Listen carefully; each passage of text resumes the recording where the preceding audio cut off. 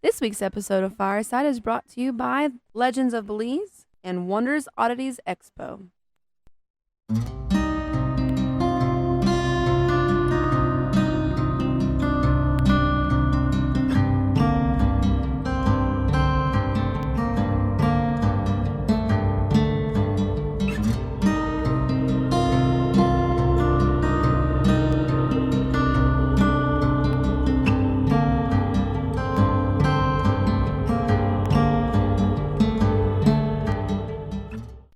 Hello, everybody. You're listening to Fireside Paranormal Podcast. My name is Jordan Cline. I have a great show for you today. My guest tonight is Joe Montaldo. He is the president of the International Community for Alien Research. We're going to talk about all kinds of fun stuff, and we are fresh off of the Wonders Oddities Expo in Monroeville, PA. It was a lot of fun. Got to meet a lot of you folks out there, a lot of folks that listen to the show in PA, apparently, so that was really exciting. Before we get to the show, just a few announcements. Legends of Belize is a series about mythical creatures that dwell in the jungles and waters of Belize.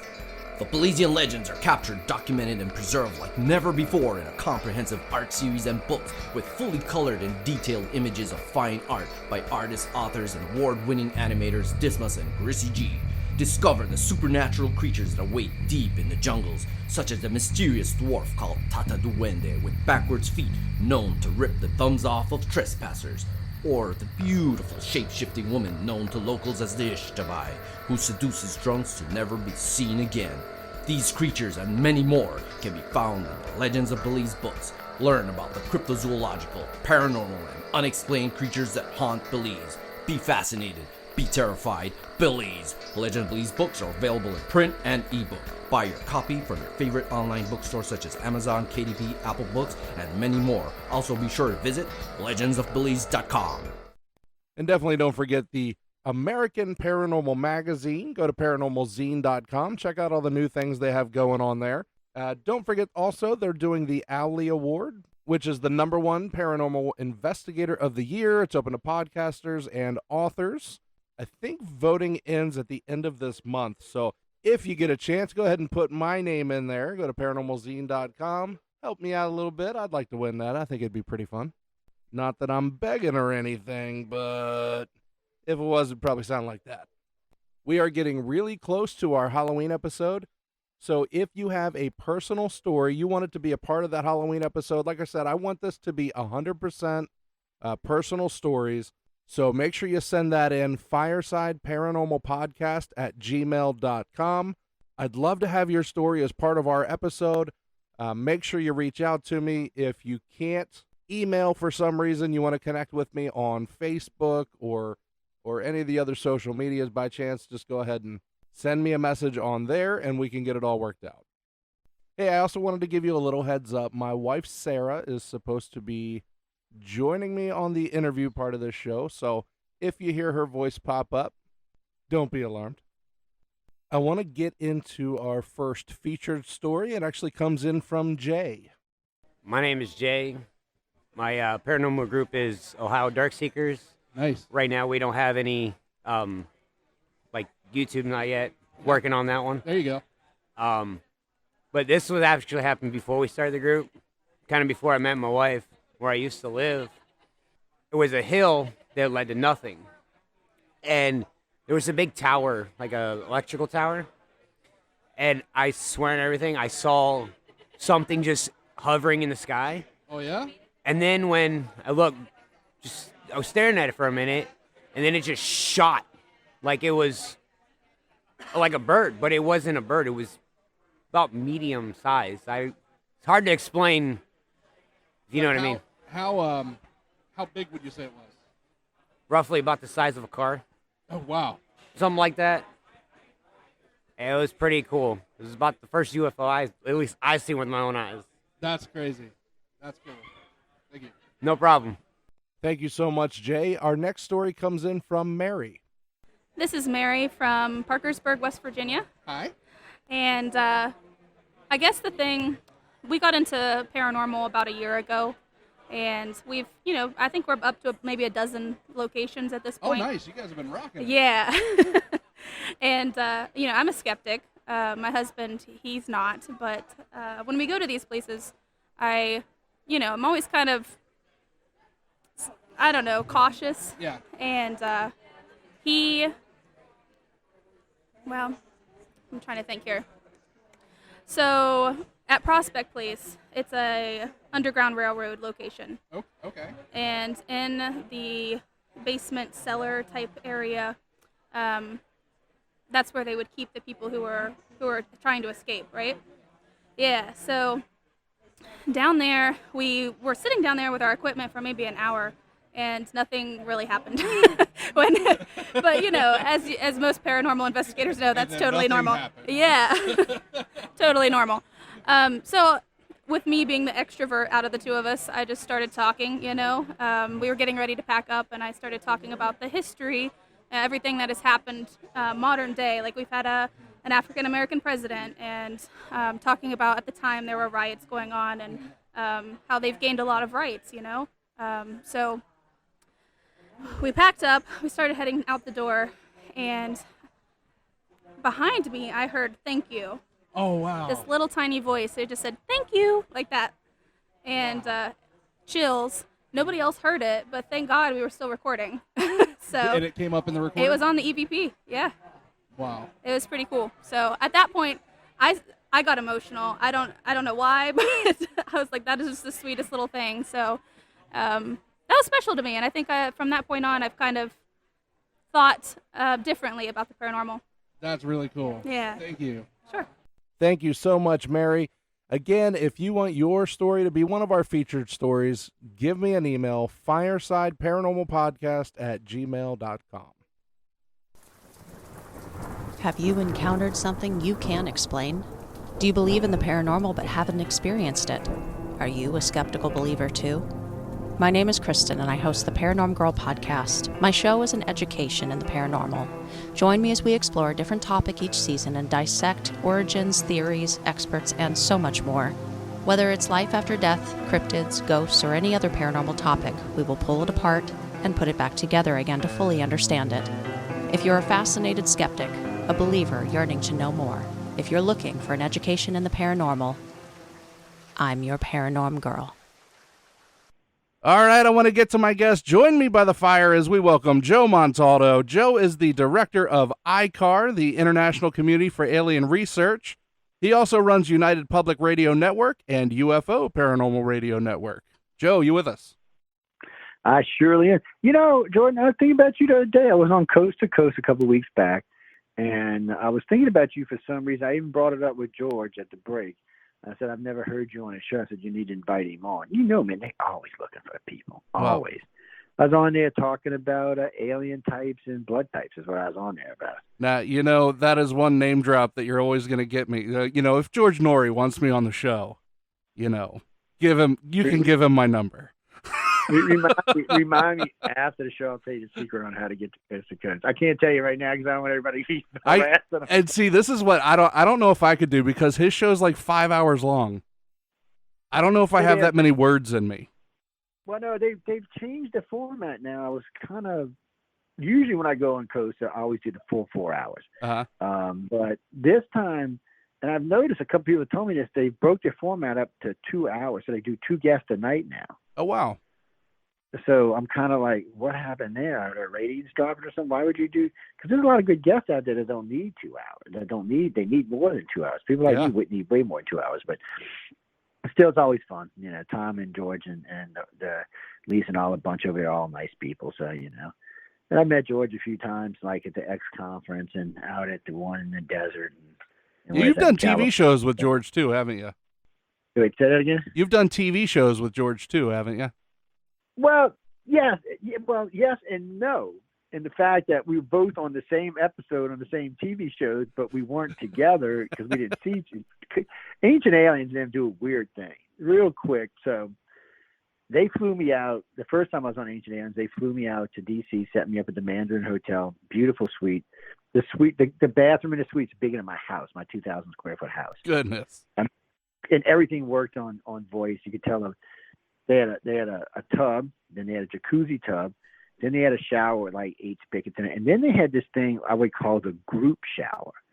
It's bigger than my master bedroom. It's got things all in the ceiling, spigots all. I mean, this is like a car wash for humans, man. I don't know what the hell this thing is for. I really have no idea. This was for like a party that I'm not allowed to go to. Is all I can say. And then here comes George Norrie. No.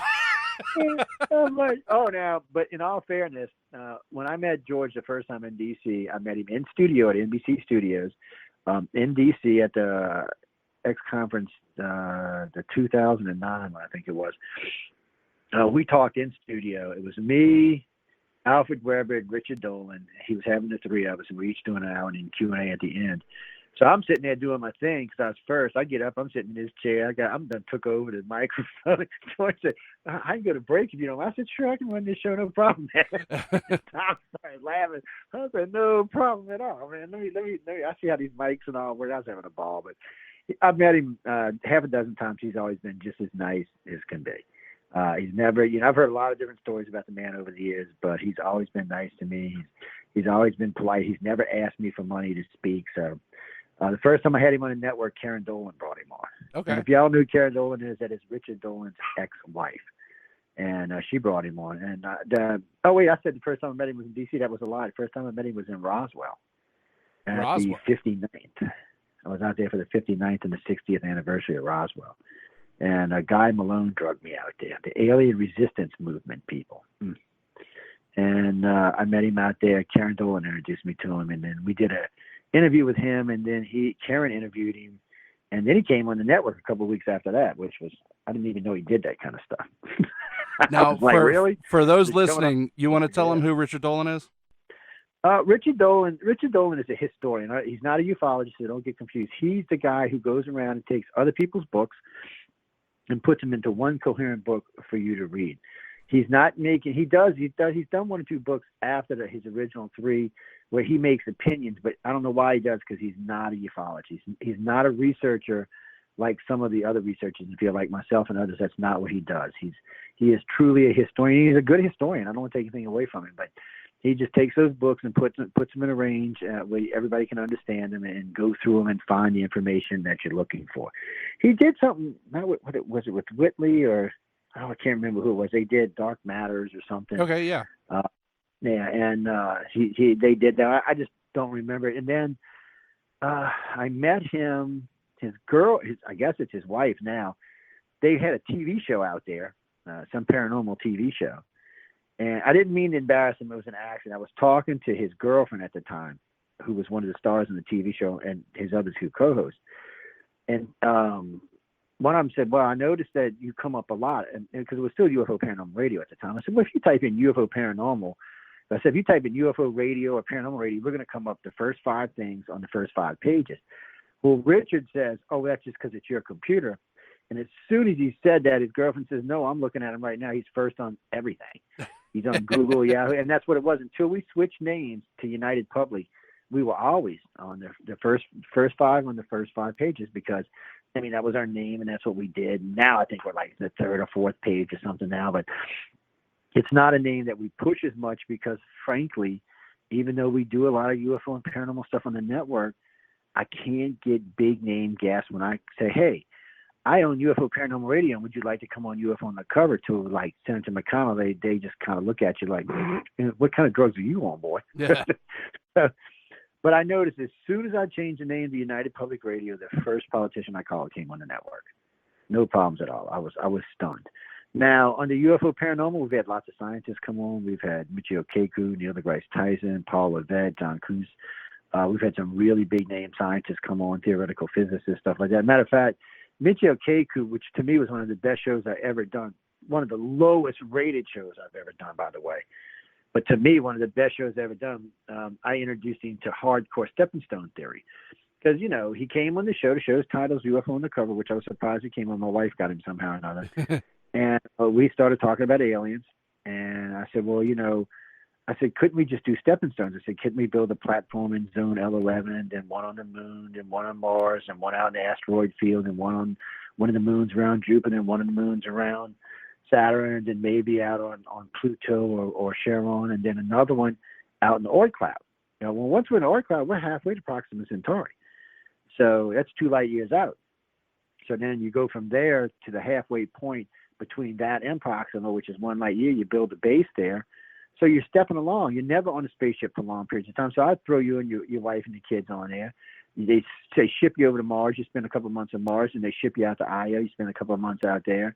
Then they ship you out. And, you got travel time in between. But instead of having say an 8-year travel time, it's going to end up taking you like 16 years to get there, but it's not going to be 16 years on a spaceship. Yeah. And right now, according to Elon Musk and Jeff Bezos, we should be able to travel close to light speed without breaking it. So they're talking about inertial dampers now and force fields that can repel micrometeorites and stuff like that. I mean, these are serious technologies we're talking about. And of course, the downside to what we're talking about is it will work and it will get you there and it'll get your family there. But if you get anywhere above half a light speed, so at half light speed, Proxima Centauri is 7 years away, is how far it is. At light speed, it's 3.85 light years away. So you're looking at a 7-year trip or an 8-year trip. Like I said, a broke up trip, though. You're going to spend months here, days here, weeks there. You're going to be refueling at different stations. You're going to be seeing different places. Think about it. You'll probably get to spend 6 or 8 months orbiting Saturn, which ought to be just stunningly beautiful. Same thing with Jupiter. So, I mean, you're going to actually get to experience our solar system before you get to Proxima. And then, bam, you're at Proxima Centauri. You're starting a new colony. So him and I went through the whole series on how it would work, what it would take, what kind of money we were talking about. Man, listeners were dropping off like bam, bam, bam. It was just too much. It was way over the average listener's head. It was just too much science. We geeked out. What can I say? I geeked out. Hey, sometimes you can. I enjoyed it. I mean, I had a great time. Same thing with Neil deGrasse Tyson. Him and I got to talking, and because both of them were really surprised that I knew as much about physics as I did. I still remember, he said, how come? I said, I got a bachelor's in science. I said, in advanced avionics and electronics. He said, he said, that makes more sense now. He said, you one of them geekers that like to read. I said, I have read some hard stuff. I mean, Universe in a Nutshell was, even though it was written for laymen, I don't think the average layman's going to understand it. I had a hard time with it myself, and I read a couple other people who put out stuff. I'm a geek. I can't help myself. I love to geek out. And when you're researching like myself, you got to look at everything. You know, we have to have explanations for why.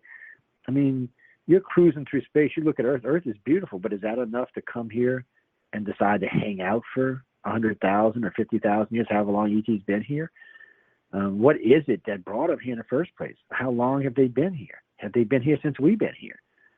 Or our creator, I got in trouble with one of my Christian friends the other day because I said, right now there's only 3 ways that man came to be on this planet. God created us and put us here. Okay, that's one. That's all in what you believe. Panspermia brought us here, which is the current theory on evolution. Panspermia brought the building blocks of life, the positive, and they turned in life. Or ET put us here. But really and truly, that's really the only 3 current explanations. And by the way, ladies and gentlemen, in case you didn't know, all 3 of them are theories. None have been proven. In case you didn't know this, evolution is not a proven theory. I know you'd think as much as we hear about it, it would be a proven theory, but for some reason they just can't figure out how to prove it because certain things defy the theory. Yeah. Some things, like the way man came to be. And if you look at natural course of evolution on this planet, man just popped out of nowhere. I mean, if you can follow every species, you can follow the duck, or you can follow a platypus back almost 2 million, 5 million, 10 million years.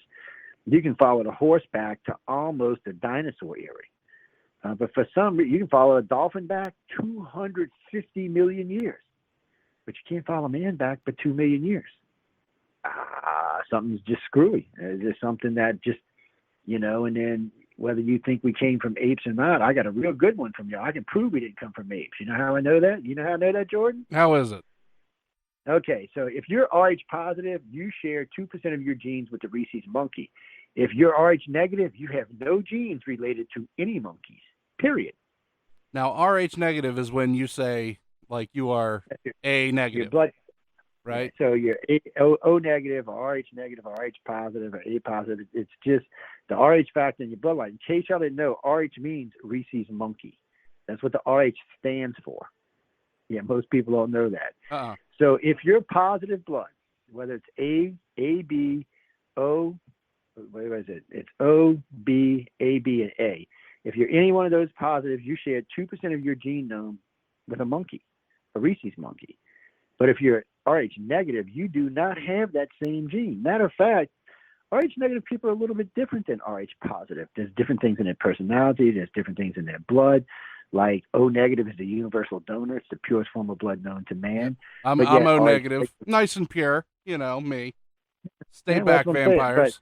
But Rh negative is also a baby killer. Until we invented the antigen D gene, it used to kill babies. In case you haven't noticed, ladies and gentlemen, you used to have to get a blood type to get married. And why? Because Rh positive and Rh negative people were not compatible to have children. The children were stillborn. So why would Mother Nature create something that killed babies? And why would Mother Nature support something that killed babies, but yet somehow still has managed to infect our population at 15% and growing now? Did y'all know back just less than 1,000 years ago that green and blue eyes were less than 1% of the world's population? Today, it's almost 14%. Same thing with Rh negative. That's because we're taking over. We are taking over. That's what's starting to bother people, because Rh negative went from 0 to 15%. They're saying within another 1,000 years, Rh negative will be almost 30% of the world's population. Why? How's it growing so fast? What the hell is going on? What's driving this? I mean, it's outnumbered. I mean, in the beginning it was 99 to 1. Now it's 85 to 15. I mean, but what's driving this? What's creating this? Why are so many Rh negative people being born? Why are they different? Why are their personality different? Why are their attitudes different? Why is their blood different? Well, go ahead and share with us what you think. Well, there's got to be a couple of reasons. One, like I said earlier, Rh negative, O negative is the universal donor. So people always like to tell me AB negative and AB positive are the rarest forms of blood known to man. They're both 1.5% of the population. But that's not exactly true, because they can both take RAO negative, which is 7% of the world's population. So technically they are 8.5%. Rh negative, O negative people can only take O negative blood. They do not have the advantage of taking other bloods. They can only take O negative. But their blood can be given to anyone else on the planet, anyone. Doesn't matter what blood type you are, your body will take Rh negative. O negative, I should say. You figure that one out. And then on top of that, O negative is the purest form of blood known to man. It's where all of our hematological research comes. On the ICAR site, people at ICAR1.com, or it's just ICAR, what is it? Yeah, ICAR1.com. If you go there, you'll see there was 3 different hematologists I worked with. All of their maps are up there, and it shows you some remarkable things like, did you know that South America and Central America are 98% O blood? 98%. Really? Yeah. It's a fact, ladies. So you don't take my word for it. You can look it up for yourself. It's a fact. You explain that to me. Even the hematologist couldn't explain it to me. He's like, we have no idea why that. He said if everybody would have came over in land bridge like they said they did, and then migrated down to the south and then migrated back up, which is how it's supposed to work, he said, where do these other blood types come from? He said for Central and South America to be 98%, it either suggests that they came from a different lineage and they were here before the people that came over the land bridge, or there was 2 crossings of the land bridge.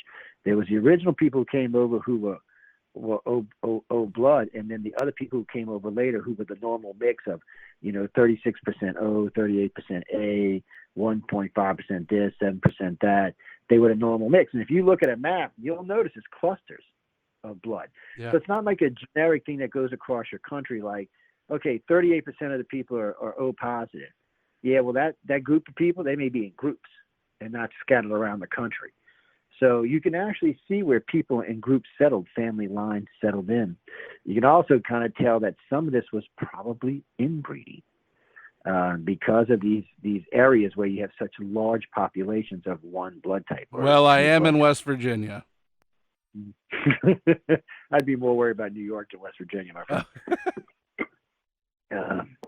It's people don't realize it because the South gets a bad rap, but we weren't the only ones that practiced it. Matter of fact, really rich people and royal people tend to practice it more than poor big time. Big time. That's why they call them blue bloods. Because your blood was screwy. I don't know. It's a strange thing, but for me, I want to know how it got here. Because Here's some other stuff for y'all. So in case y'all don't notice, ladies and gentlemen, 2 million years ago, everybody on this planet was Rh positive, brown-eyed, and brown or black hair. That was it. We were a very boring species. Somewhere along the line, and for some reason, because blue eyes and green eyes are a mutation, just like Rh negative, it's a mutation. Some reason, 40,000 years ago, or depending on who you want to argue with, 25 to 40,000 years ago, Mother Nature, we're just going to say Mother Nature, decided that we needed Rh negative. So she decided that there was too many people on the planet, we're going to start killing them off. We decided to throw in a mutation that's going to kill, because let's be honest, 25,000 years ago, being a universal donor or the purest form of blood to humans didn't matter much, did it? They wouldn't have known what to do with it back then. Only in recent times have we figured that out in the last, 50 years. So why would she have created that? Doesn't make any sense why Mother Nature would have created it. It would make sense why an extraterrestrial race may have created it. Or, to throw another wrench into the box, if you go back about 10,000 years or 12,000 years, the Sumerians used to talk about a civilization that came to this planet that were human-like. Yeah. They looked like us, but they were taller, bigger, and their heads were shaped differently than ours. They went further back on our head. Well, they talked about they built these two great white dome cities because they couldn't breathe the atmosphere on this planet. So they built two covered cities. The Sumerians talk about this in great detail. So that race decided they were going to create a race just like themselves to rule this planet and help get the mining and minerals out of it. Well, that race could actually breathe the atmosphere. So they decided probably 10,000 years later, like, why the hell are we doing this? Let's just create what the Sumerians call the seven creations of man, the eagle-headed man, the dog-headed man. Anyway, with the last humans looking like us, but not quite us. They were a slave race. They knew how to procreate. They knew how to make meat. They knew how to make clothes. They knew how to plow the fields, but they never asked why. So the Dogons start talking about, remember, Sumerians are in the Middle East. The Dogons are in the Middle East. They're descendants of the Egyptians. The Dogons knew things like, they knew about the dog star, which you can't see with a naked eye. They also knew the orbit of the dog star was 55.5 years. They figured this out with no radio telescope. That's interesting. They also knew the human circulation of man. They did brain surgery. They knew that the Dogon, the dog star, was so dense that a spoonful of matter from it would fall through the planet. How the hell would they know that? I mean, we didn't find that out until like 1960. Yeah. So, and still to this day, there's no way to see these stars, but their calendar was based on the orbit of it. They also predicted Sirius B and Sirius C, which we didn't find out until recent times they even existed. So here you have an advanced race talking about advanced things that were way before their time. There was no way an African tribe living in the Middle East at the top of a mountain somewhere could have known this. There's just no possible way. Somebody had to tell them or show them. Well, they said that the reptilians came, landed in a nearby lake, put their ship in the lake, came walking out of the lake and started teaching them these things. They also found out that the reptilians used to go down to Samaria and wondered why these stupid humans were being slaves. So somewhere along the line, the reptilians decided they started stealing the women, raping the women, and bringing them back. Now, this is in both stories, by the way. The Sumerians talk about this and the Dogon talk about this. There's even mention about this in the Egyptian culture as well. So this is actually more documented than some of our religious people are. So you got to wonder why we just kind of play it off. But we'll believe in this guy or that guy. But here we've actually got proof in 3 different countries that these people existed. So they talked about them. They used to go in and steal the women, rape the women, and bring them back. Well, the first time I heard this story, I thought the children were being born. They always described them as being different. I said, well, they must look like reptilians or something. Yeah. But that's not what it was. They became self-aware. They didn't want to plow the field anymore. They rebelled and they took over. So at that point, all humans got what? All humans have a reptilian section in their brain. I get more fights over this, especially my Christian friends. We don't have no reptilian. I said, every human on the planet has a reptilian section in their brain. You can't argue with me. It's a science fact.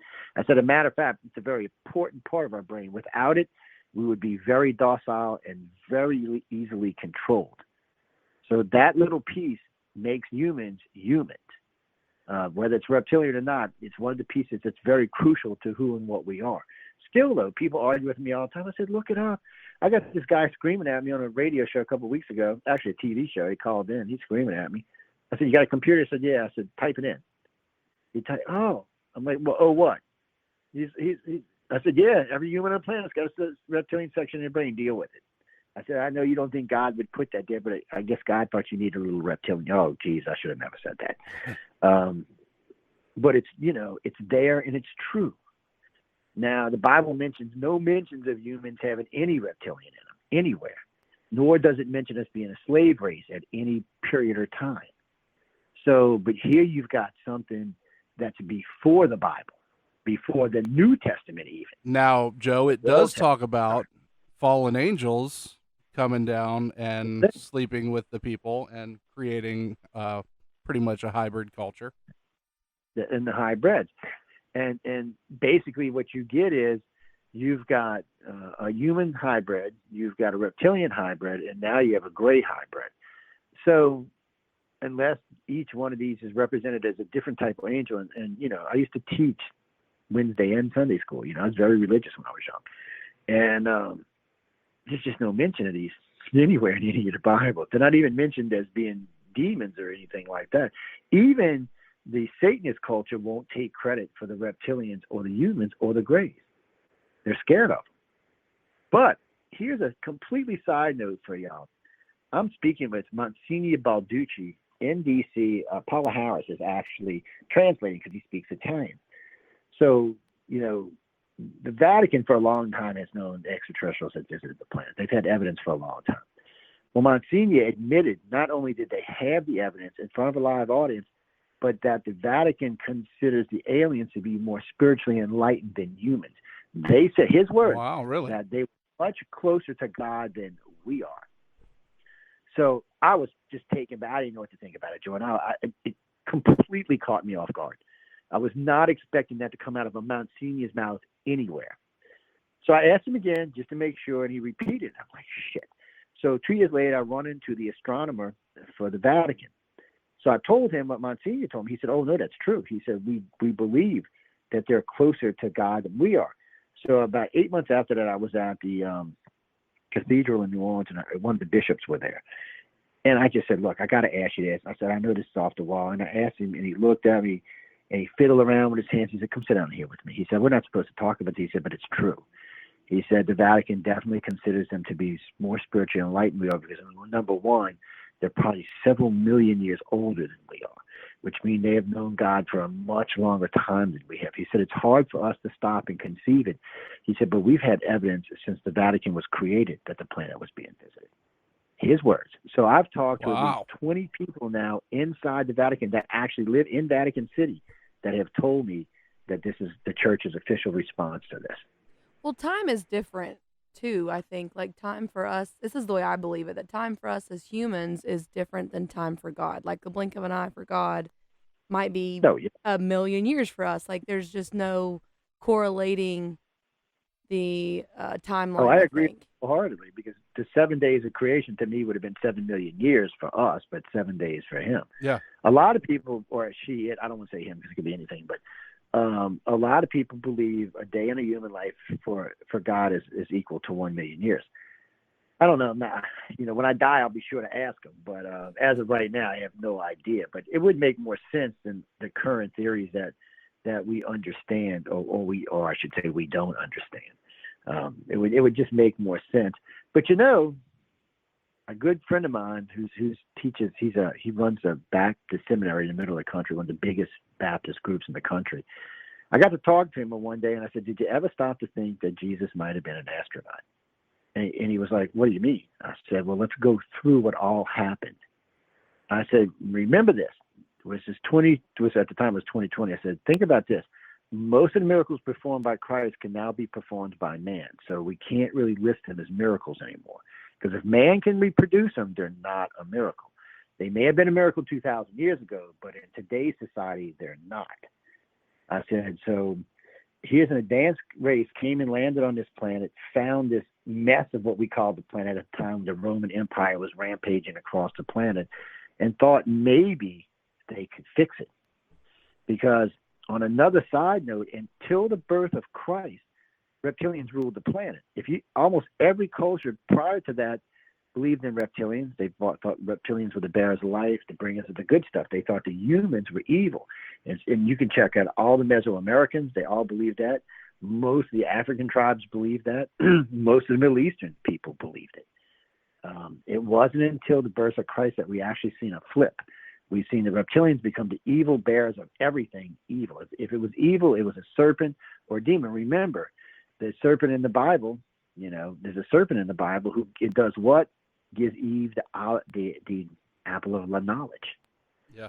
They brought it out. So in other words, before that, by the Bible's own hand, before Satan got in there, Adam and Eve were morons. They didn't know anything. They didn't even know to clothe themselves. They didn't know anything. And then all of a sudden, we have someone who gives them knowledge. And what's the first thing they do is clothe themselves, because they became self-aware and realized they were naked to the world. They became self-aware at that moment. So you can look at it however you want, good, bad, or indifferent, but the story can go either way. And that's what's made it so hard on the churches in future times, because there are alternative explanations now that have more evidence based than religion does. Religion is still religion.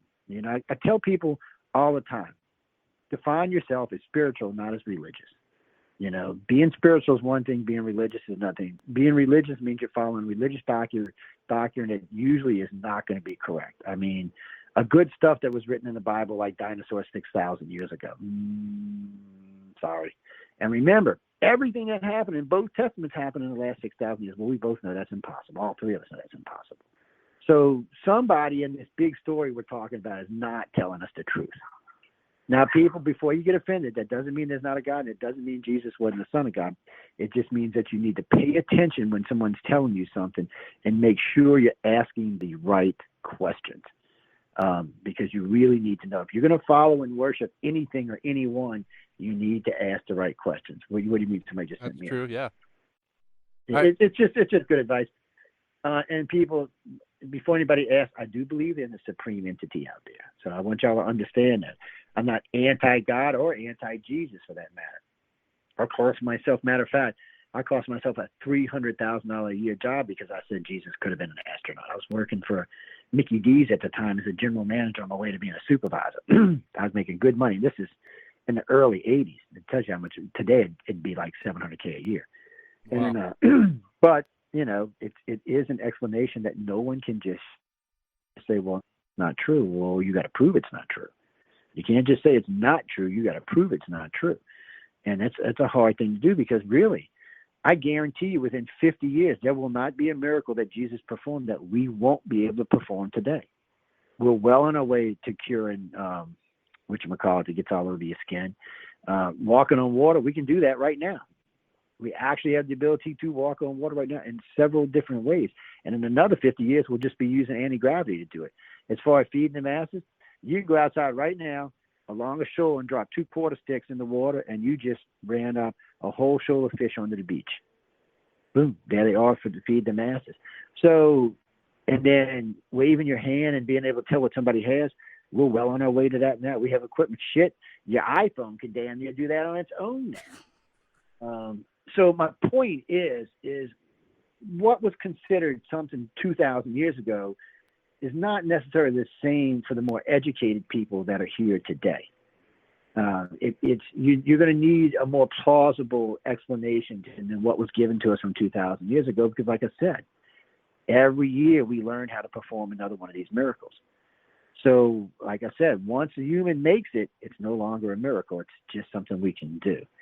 So really and truly, if we're going to be talking about miracles, then you need, like God to come down on the planet and cure all the sick people or bring everybody away or do something, in a grand scale. That might be considered a miracle, but then let's not stop to think. Any alien race that's more than a few 100,000 years old can easily produce anything that was done as a miracle 2,000 years ago. Hell, in 20,000 years, we'll be able to do things that they couldn't have done, even thought of. Yeah, it's all perspective too. Like, what is the understanding now compared to then? And I understand. Well, think of it like this for both of you. I think of it like this. Say we're traveling in space, And we land on a planet that is where we were 2,000 years ago, and we decide to help them out. Everything we do is going to look like a god to them, from striking your Bic lighter and causing flames to having your lasers out and cutting down trees and clearing out things with equipment. None of this they will be able to understand. It'll be too far beyond them. Mm-hmm. So the only way they'll be able to treat us as gods, and of course we're not gods, we're just everyday goofy humans. But in the grand scheme of the universe, there are lots of worlds out there that would consider us to be gods. Again, it still doesn't make us gods. So we always have to stop and think, what are the possibilities that an advanced alien race visited this planet a long time ago and got misunderstood or mistaken for gods? Now, I think like you get into like the Roman and Greek gods and things like that. Mm-hmm. I really do think that, you know, there were beings here that they saw and worshiped the way that they, you know, were written about interacting. I think that it's possible that you know, some ETs came down and did their thing. Well, it's a tough thing, and you know, and I've been asked a few times to give lectures like these at Catholic schools and Baptist schools and stuff like that, and they're wanting me to give them so that the pastor or the preacher can come behind me and try to clarify. But it makes more trouble for them than it's worth. I told him to these guys, I said, no, guys, I said, the way I'm going to present this, especially if I'm going to do a lecture, I'm going to do it in a very organized fashion, not like I'm doing a radio show. And I said, it's going to be hard to disprove it. I said, so be careful what you ask for. Well, the last one I did for a big Catholic church, actually a huge Catholic church. And when I was done, they were clapping. And he was stunned. I mean, even the pastor was stunned. He said, I never, he was stuttering. He said, I've never thought of it like this before. She said, so we could be worshiping the wrong thing? I said, no. I said, you got to understand something. I said, whoever this being was, whether he was the son of God or he's an extraterrestrial or if he was just a human, I said, all we know for sure is he lived and he inspires all of us. I said, so that's all we really need to take away from this. I said, we don't have to worry about anything other than but the fact that he inspires us, because we do know for a fact the Romans showed Jesus lived, the Jews showed Jesus lived, and the Muslims did. The problem is only the Christians believed he was the Son of God. The Romans did not. The Jews thought he was a minor prophet, and the Muslims also thought he was a minor prophet. They never thought he was the Son of God. Only the Christians believed that. And remember, it was the only way for the Christians to get into heaven is to have Jesus. Because according to the Old Testament, only the 12 tribes were allowed to go, which was 144,000 Jews. Mm-hmm. No one else got to go. So we needed something that allowed us other people into heaven, and that's exactly what Jesus became for us, a way into heaven. It's you know, so you have to take it all with a grain of salt, and you have to really stop and think about it. And no, my job is not to convince y'all your faith or to convince you that you don't have faith. I tell people always the same thing. If you see something or you believe something and it makes you feel as snug as a bug in a rug, you should keep believing it. Because, you know, life is short on this planet and there's a lot of chaos. So if you got something that really makes you feel that you're in control or you feel loved, then you should stay there. I'm not lying to you. You should definitely stay there. I would still like to believe. I'd still like to be ignorant to the world if I could be today. I just unfortunately. But I want people. I don't want because people sometimes get the wrong idea here and they want to start hating or, But again, it's a theory, people. Just like that he was the Son of God or he was a human. Because remember, both the Muslims and the Jews think that Jesus was just a man and not even a special man. So you're taking the words of the Catholic Church, basically, who we know lies. So I'm just warning people ahead of time, man.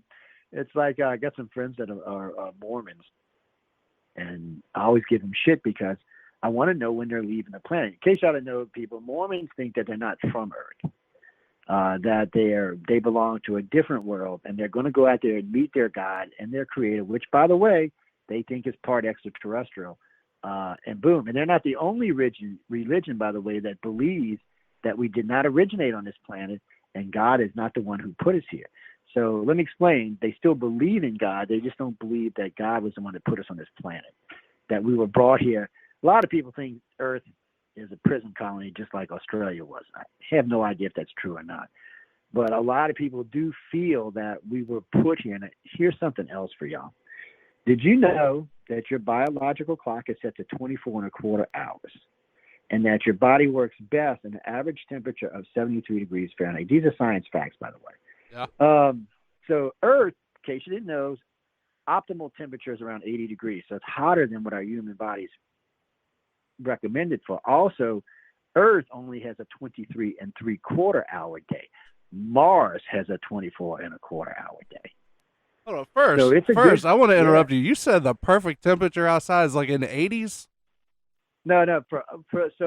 On this planet, if you did an overall temperature of the planet on an optimal day, it would be around 84 degrees. Of course, we're in climate change now, so that's probably going up. I was about to say, because it's like 70 degrees today, and I still got my air conditioner on.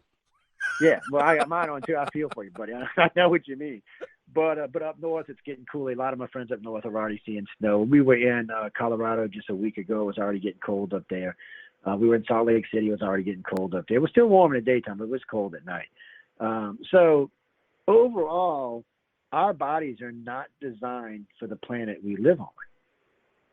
So if you believe God put us here, then God made a boo-boo when he created our bodies. Well, God don't make boo-boos, so what's going on? So did God actually put us on Mars? And then Mars went foobar whenever it went foobar, and we all ended up coming here. Now, we talk about cities like Atlantis that is sunk and gone. So to help y'all out, if today's society was 100 years older than it is today, or 500 years older than it is today, and we were all digital society, if there was a giant catastrophe and there were no paper books, we'd all end up in the Stone Age again. We'd have to revert all the way back before we could come forward again. So that's what they think happened. Atlantis came here. They were building civilizations because, they were building pyramids in Egypt, pyramids in South America, and something happened. And we don't know what happened. It does look like there was a city, because we do know there's a sunken city sitting off the coast of Cuba right now in 2,000 feet of water. There's actually two. There's one in the harbor that's in 800 feet of water, and there's one around the other side that's in 2,000 feet of water, which they said there's 3 pyramids there. They said the one pyramid could fit all the pyramids of Giza inside. Wow. Now, these are facts. You can still find pictures of these online. There's not very many left because for some reason, the Archaeological Society, it was a Canadian-Cuban Archaeological Society that found it. The reason I got pervy information is a good friend of mine, Barry, who drives a yellow submarine, deep sea submersible, is down in, he works down in Central America, all through like Hades and all. He does a lot of diving down there for him. He got the commission to dive these cities, and he was sending me pictures. And we had a lot of good stuff, and some of it I even still have. Most of it's just, collectible stuff. But so it proved that there was a city there. Now we found another road in out there in the Mediterranean, in the off the Gulf Coast, and where the Gulf meets the Pacific. I keep saying Mediterranean, but it's not what I mean. It's where the Gulf meets the Atlantic Ocean. There seems to be a lot of weird stuff on the water there. And of course, there is the Bermuda Triangle, which we still don't know what the hell is going on. Yeah. It does seem to be, and recently they've been finding artifacts washing up on Florida shores from all over the Gulf. From the storms are bringing them up. So it looks like there was a city, a very large city, that sunk. And it sunk deep. So there was some kind of catastrophe. It couldn't have been the Ice Age, because that's too much water. I mean, we're talking 2,000 feet. Even if you melted all the ice on the planet, you're never going to get 2,000 feet. Yeah. And ladies and gentlemen, before I go on, before anybody writes to me or writes to Jordan or his sweet wife, let me explain something to y'all. Have you ever had a glass of water with ice in it? When the ice melts, it doesn't overflow the glass because the water's already been displaced. So any ice, which is the majority of the ice, is already in the water. It doesn't matter if that ice melts. It's not going to raise the thing. The only water you have to worry about is the glaciers that are landlocked. That's the ones you have to worry about. That's what's going to raise the seas. And it's not going to raise the seas, no 20 feet. That's an impossibility. There's just not enough ice. So you can believe whatever you want, but you can go do the math for yourself. There's several sites that list how much ice is still on the planet, what its melt rate is, and how many inches it will raise if it all completely melts. And in case y'all didn't know this will not be the first time that our planet is iceless. It's happened several times in its history. The whole entire time, the whole 200 million years the dinosaurs were here, there was no ice on this planet anywhere. And guess what? It wasn't flooding the place away. It was still here. Hey, Joe, a big continent, and so I don't want people to take global warming lightly, or I should say climate change, because it's not global warming, because we are going through a phase. But I want you to understand that it's not what we're being told, because it's not the first time that ice has melted on this planet. It's not going to be the last time that ice melts on this planet. And let's not forget, until 1988, every scientist on this planet said we were going through what? The Ice Age. So it's not until very recent times that we've gone into a warming phase. In case y'all didn't know this, before every ice age, there's a warming phase. So you think we're going to have another ice age? That's what all the major scientists said until the 80s. And then there's other little problems, with some of the stuff they come up with some of the data, like they said the seas were rising. So they went out and tested the seas on 5 different occasions, and it wasn't rising. So Noah came out and said that it was in a hiatus. That the global warming went into a hiatus. Then they said it was a bad algorithm, but still the new algorithm still says the same thing. It's not rising. It hasn't actually risen. The only place it's risen is on the Atlantic on the other side, and it was 0.0001 millimeters. That's non-existent is what that is. So believe what you want, but the real math is there for you to go look at it for yourself. I have no doubt that there's climate change going on our planet. I have no doubt there's always going to be climate change going on our planet. It's been like this. And another little fact, in case y'all didn't know, the last 10,000 years has been the calmest this planet has ever been. So we may simply be reverting back to the planet's normal climate. And one last side note while we're on climate change, the outer planets are also warming. I'm not sure man can cause the outer planets to warm. I'm sorry, guys. Hey, Joe. But there is something that could, in case y'all didn't know this, we live amongst a bunch of red dwarfs that are coming in from the Sagittarius galaxy. The Milky Way eats galaxies all the time. Right now, we're eating 6 of them currently, but the one closest to us is the Sagittarius galaxy. So recently we found out that Earth and our solar system is completely surrounded from these red dwarfs that came from their solar system. So some scientists are saying that Earth is not native to the Milky Way, that it's actually from the Sagittarius galaxy, not from this one. Because all the stars around us are from the Sagittarius galaxy. You figure it out. How did they get us all around us and we're not one of them? Yeah.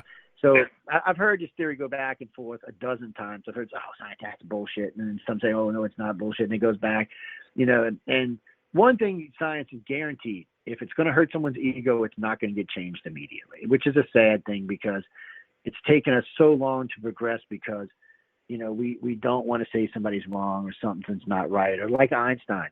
Einstein was brilliant, but not all of his theories were correct. We know that now, but for a long time, everything he said, we took as gospel. But today we realize that not everything was gospel. He was brilliant and he brought us a long ways, but some of his stuff that led us into quantum mechanics and stuff like that wasn't correct. You'd have to go see Dr. Paul. I never can say his name right. It's Levettea or something like that.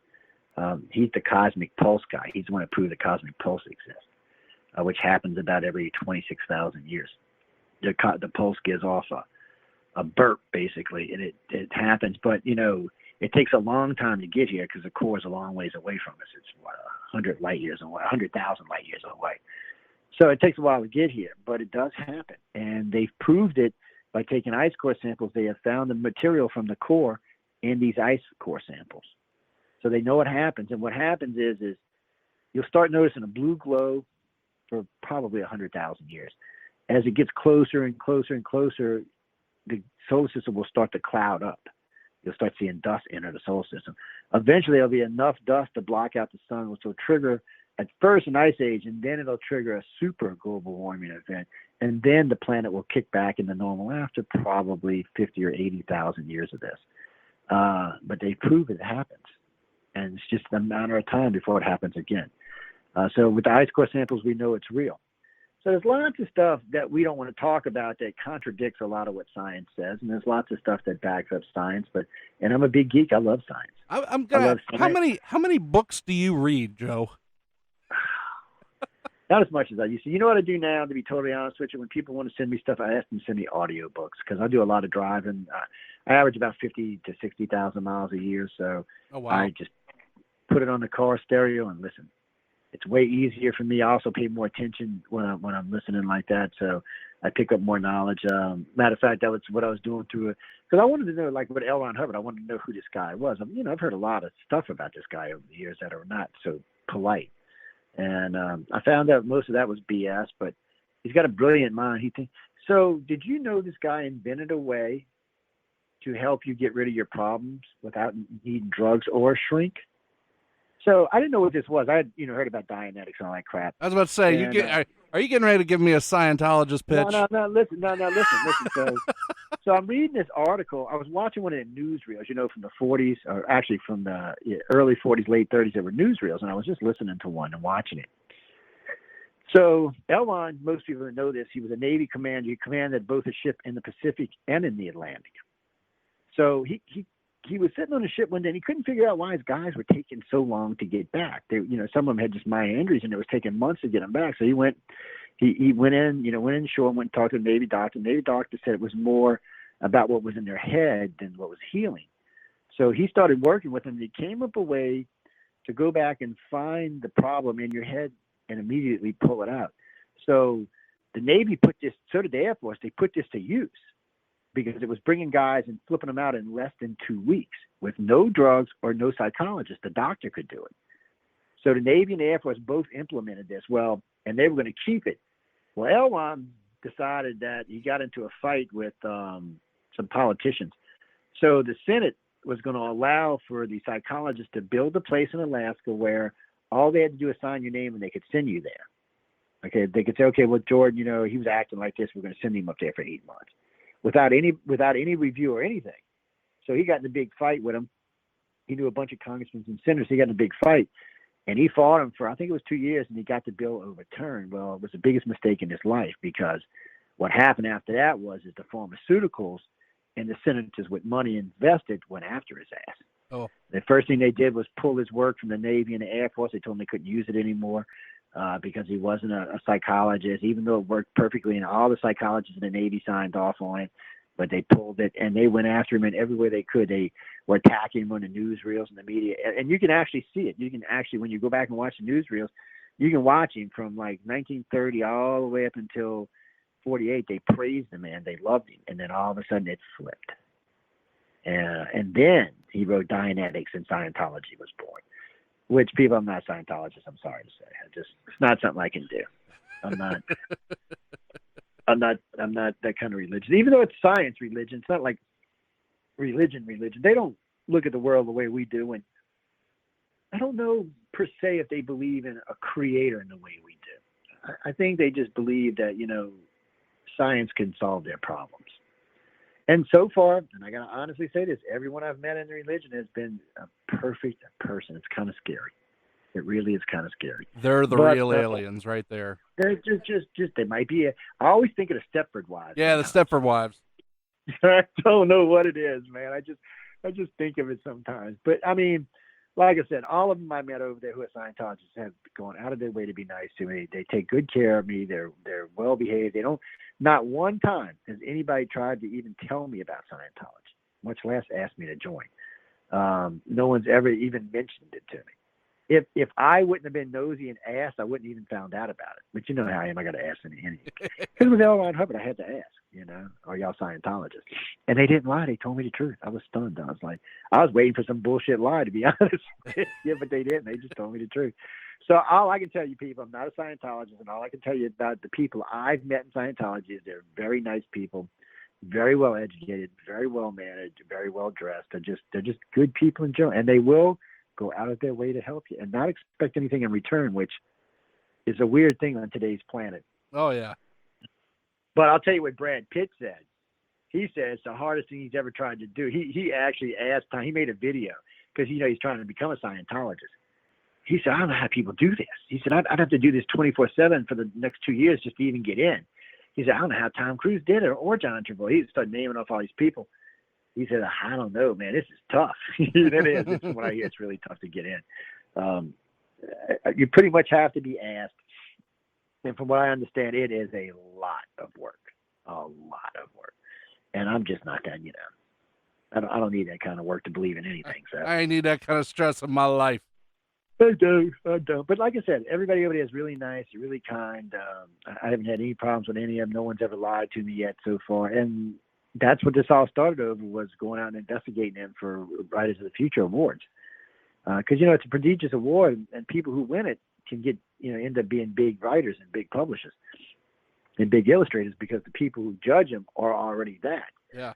But no, they don't even ask. And by the way, in case y'all know, the judges are not Scientologists, in case y'all didn't know that. They're just people like we are, wealthy millionaire people like we are. But, Tim Powers is a blast. I always like talking to him. He's a high energy. One of the things they do you if you win is one day you're there, they give you 24 hours to write a story. They just say, okay, this is what it's going to be about. You got 24 hours to tout it out. It's like, really? No pressure.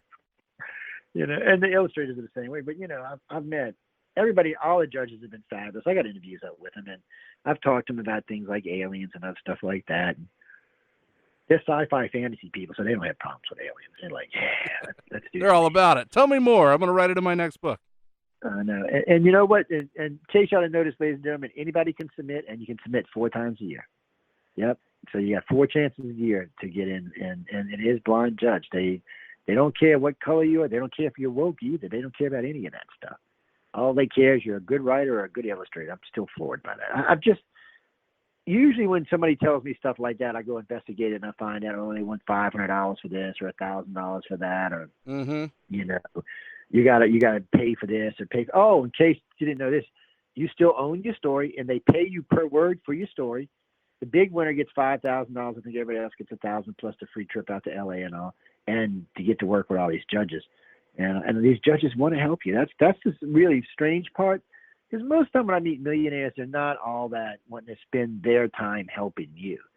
But it's different with these guys. These ladies and gentlemen want to help you out. They want to see. I met Anne McCaffrey's son, Todd McCaffrey's an interesting guy. Anne's got a lot of books to her credit. Joey Larch, was one of the people that worked with Anne. And I mean, they're just a bunch of great writers over there. I mean, they got a great fantasy, and the anthologies, by the way, we're going to be giving them away from starting this week all the way until Christmas. We're giving away, last year we gave away 1,500 books. This year we're going to give away 2,000.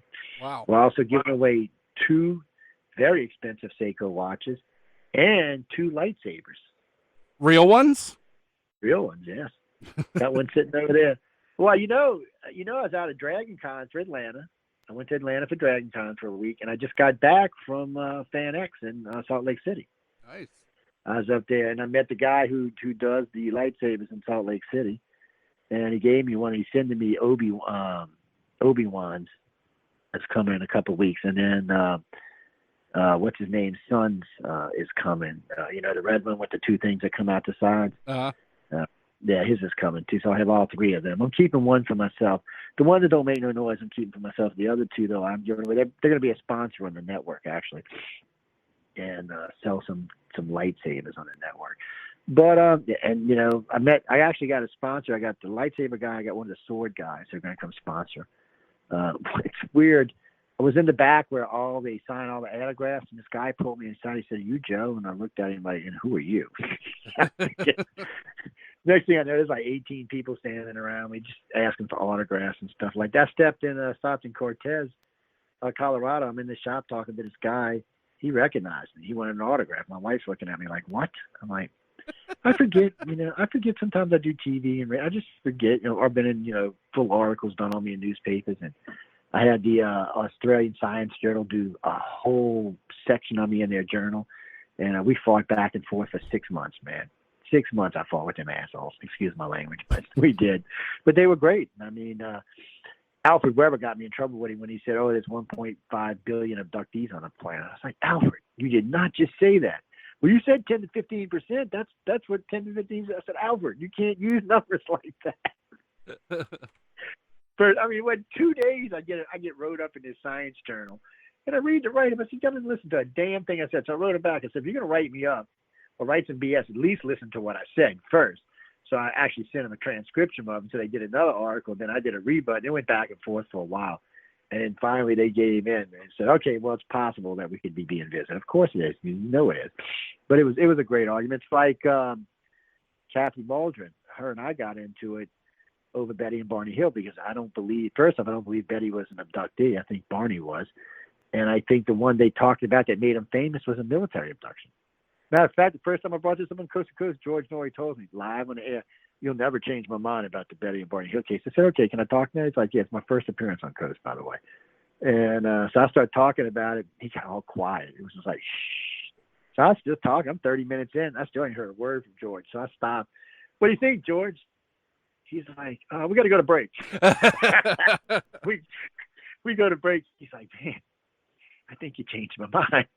Wow. He said, "I've never, ever heard that ever submitted that way." He said, "You were a hell of a researcher, man." Because let's be honest. I mean, Betty said things like swinging doors. There ain't no swinging doors in an extraterrestrial spacecraft. Shit, there ain't swinging doors in our spacecraft. Roll out tables, pull out drawers, pull down maps. That was current technology of the time. Yeah. Matter of fact, she said when they did things, they took like skin scrapings and hair scrapings and blood samples with needles. That's not an ET contact. That's a military abduction. So this is what's so funny to me. The Hills were actually abducted in Canada. They were staying at a hotel in Canada. That morning they got up, they went across the street and they had breakfast. So they couldn't remember the name of the hotel or the place they had breakfast, even though the place they were having breakfast was across the street from the hotel. They both said you could see the sign from the place they were having breakfast. That's weird to start off with. They leave. They get in the car. They've been driving for like an hour. They ask for directions. Betty describes him as a white Irishman. Barney describes him as a black police officer. How the hell can you get those descriptions wrong? It's impossible. Black Irish. You're looking at the same guy. No, she said he was white. Barney said he was black. I mean, I was just like, wait, what? And then, of course, they said their own words that they saw this craft and 4 people walked out in black shoes, black pants, black shirts, and a black duck-billed hat.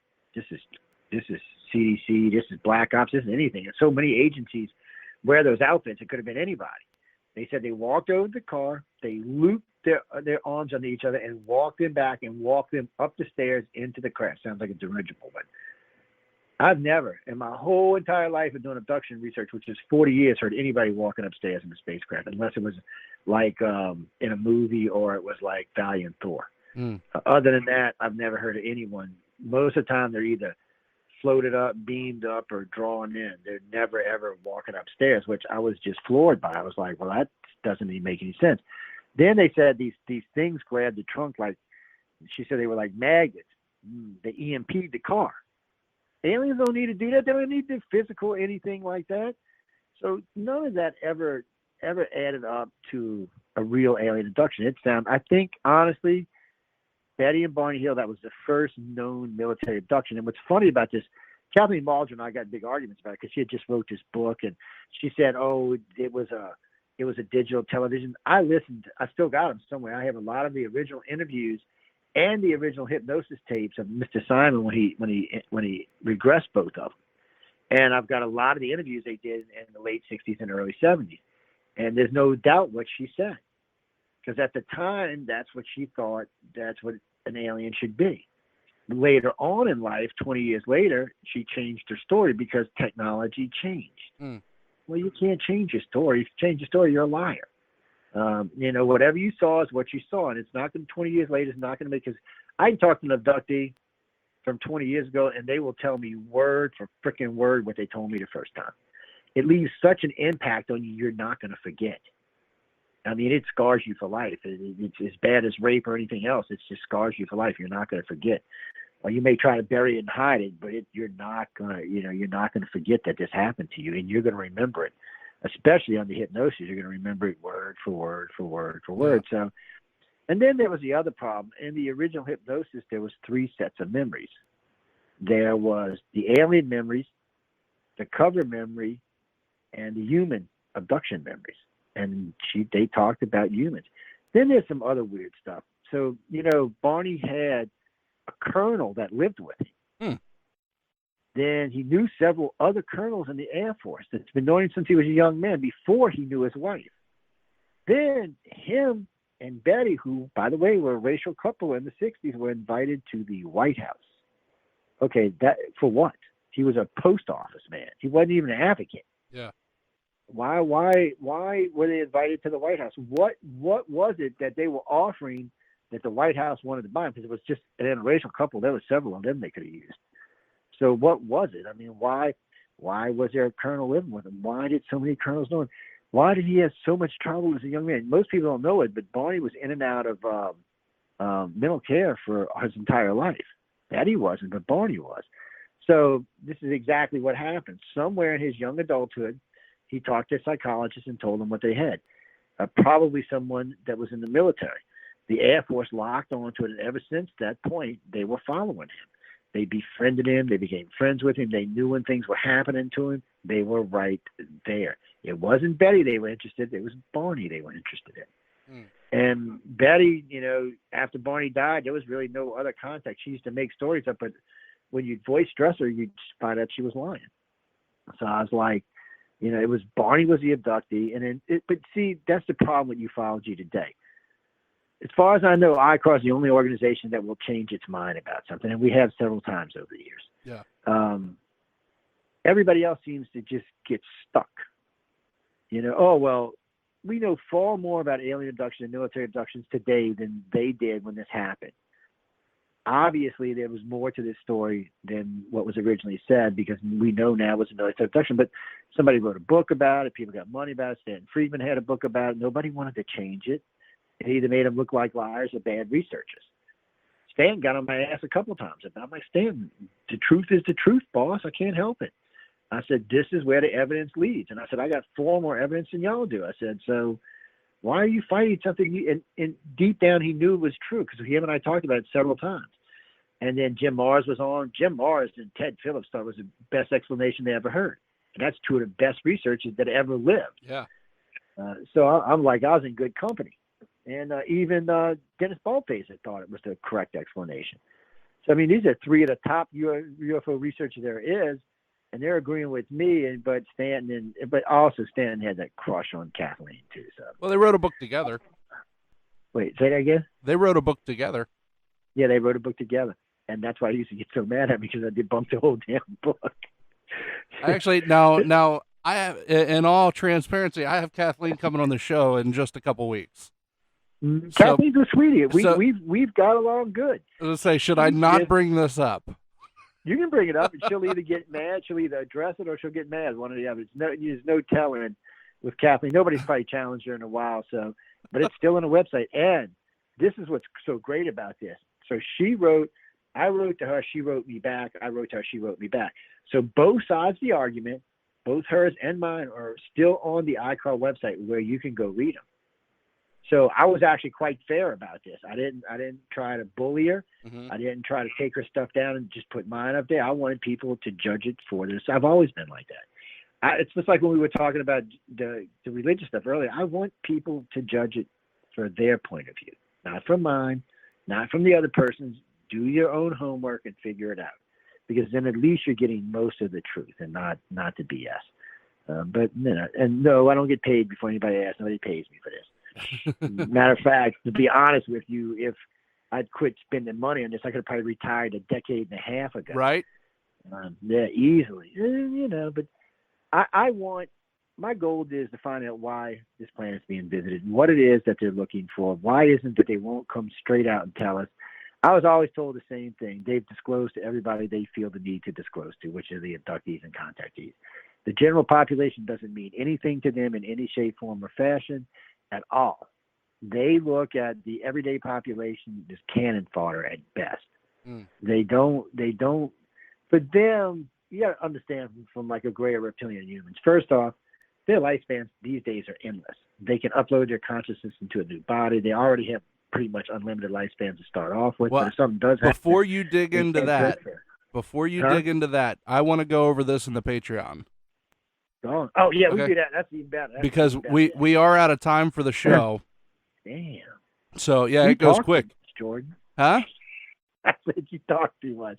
Wait, you didn't even let that nice wife of yours even have me say 3 words. Well, I'll take the blame for that. I think she talked more than I did. She got some good questions in. So I like it because I see how she is. She'll put you on the spot, which is how she does. She throw it out there. Yeah, well, speaking of throwing you on the spot, what do you? You know what I mean. All right. I got a theory for you. Well, not a Okay. theory because I just thought about it. You were talking about Atlantis, and it had to be something crazy catastrophic, right? Mm-hmm. Noah's flood. Now, you see, that's good. I'll probably use that in the future, by the way. Thank you very much. You're very welcome. That's a good theory. I mean, we know the flood existed now. I mean, somebody the other day said, well, you can't prove it was Noah. I said, I'm not trying to prove it was Noah. I said, all I was trying to prove was that there was a big biblical type flood, and there was. Mm-hmm. We know in several mountains we found fish way up, not because it was underwater at one time, because it had been flooded at least once. So even where they say the ark rests, when they do samples there, they find fish and stuff. And, you know, if you've ever watched the late great Planet Earth, of course, they say that it's there, that the ark is there. And I have seen some evidence that suggests it might have been there, but, you know, nobody's going to let us on that mountain because it's in Turkey. Yeah, I mean, they're not going to let us up there. They're going to be like, no, you American people can't go nowhere. We will ruin it. I've heard really good stories about it. I've seen some decent evidence on it. I've seen evidence that makes you question that it might actually be there. I mean, or we're not going to say it was the Noah's Ark because I don't want to start any controversy, but some type of ark was there. Personally, I think it was Noah's Ark because we don't know who Noah was at first, but he might have been a freaking alien as far as we know. The problem for us is none of us was alive back then, and if we were, we have not retained the memory. And we might not have made the boat. Look, I know I've got my list for when I cross over for whoever I'm going to be talking to, whether it's an archangel, angel, God, or something in between. So, okay, I have this list of questions. Can you please answer these before we go any further? I need some closure, man. I need some closure. Hey, Joe, let everybody know where they can find you. Most of the time, you can just go to uprntalkradio.com. That will lead you to the ICAR1.com websites or any of the other sites that we're associated with. Of course, we're all over Facebook. We have 14 Facebook pages, 3 Instagram pages, 2 LinkedIn pages. We even have a MySpace page. Yeah. Oh my God, there's 60-something thousand people. I cannot believe there were still people on MySpace. I'm in shock. But you can find us on any podcast site anywhere. Just type in United Public Radio, UFO Paranormal Radio, or any of our host names. We've got 6 incarnations of hosts. So when I say that, the reason I say that is there's just been a lot of different hosts on the network in the old days. The first incarnation were all ufologists, all researchers and ufologists. The second one were paranormal. Third was a whole different branch. So my friend Stephanie Muddy, who passed away, used to run the network. We are on the 6th incarnation of hosts on this network, which Michelle DeRoche handles these days. So there's lots of shows to listen to. There's lots of good stuff to listen to. I'm on 4 nights a week. I'm on UFO on the Cover. I do politics on Friday. Don't ask me how I can get away with ufology and politics. It doesn't always work. I get emails sometimes like, Joe, you're the most brilliant ufologist I've met, but you're a blanking moron when it comes to politics. I don't want to use the language, but I'm like, really? Well, I said, if I'm not good at ufologist research, you don't think I might not be a good researcher when it comes to politics? I'm a centralist, so I get away with a lot. I can hate on both sides. I feel comfortable hating on both sides. I just call it out like I see it. Whatever it is, I'm calling it out. And they can always call it a station and cuss me if they want to. But I'm on there. I also do Science and Beyond, which I've had several big scientists on that show. It's a great show. We do a lot of fun stuff on there. It only airs bi-weekly. And then with my good friend Michelle, I host the Gray Zone Uncensored every other Saturday. Won't be in October. It'll be reruns in October because it's October. The station's really busy. She's really busy. I'm really busy. But you can find us there. She's a great host, and she's a lot of fun to talk with. So any of those shows you can catch me on. I'm usually doing one of those, or I'm traveling. A lot of times if I'm traveling, my itinerary will be posted on Facebook. Like when I was in Salt Lake City, I told anybody who wanted to come visit me, just like I did in Dragon Con, come visit me. That might not be the brightest thing to say all the time, but I when I'm traveling, guys, I'm out there for y'all to start off with. I'm out there to learn research from me and to meet as many people who listen to the network or work with the network or are tied with ICAR that I can meet. So don't ever think I'm unapproachable. Feel free to walk up and talk to me anytime. If you see me doing a lecture, that's a little different.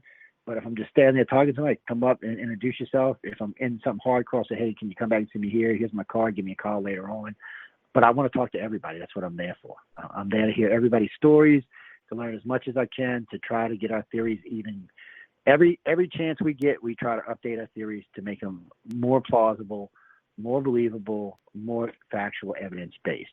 I don't want people to believe in extraterrestrials. This isn't religion we're talking about. I want you to either know or not know. So you either seen enough evidence or you've had enough experiences that you know it's real, or you're like everybody else, you're trying to figure out if it is real. Yeah. But don't start believing, because if you start believing, then you opened up a whole other can of worms. Believing in God is fine. Believing in extraterrestrials is not. So anyway, enough about all of that before I get somebody a headache. Very good. As always, I love talking to you and hearing your brain just go. Yes, unfortunately, it just pops off on its own. That's good. But like I said, we're going to talk about some alien classifications on the Patreon. So for those of you that are our patrons, you'll be able to hear that in just a moment. For everybody else, thank you, Joe. You have a good night. And with that, the fire is out. Thank you so much, Joe. Thank all of you for listening. If you haven't had the chance to connect with me online, Fireside Paranormal Hub on Facebook. I'm also on Instagram, TikTok, and Twitter at Fireside Parapod, Parapod. Make sure you check out that Patreon, patreon.com/Fireside Paranormal. It's a great way to support the show. I'm trying to do a lot of fun stuff on there, a lot of bonus audio, merch giveaways, things like that. Name drop on the show, private Discord server, tiers start at just $1. I also have just the interview audio available to patrons. Again, it's patreon.com/Fireside Paranormal. Check out firesideparanormal.com. Get all your sweet Fireside merch. And that is all the time we have for this week. So until next week, everybody, don't be afraid, only believe.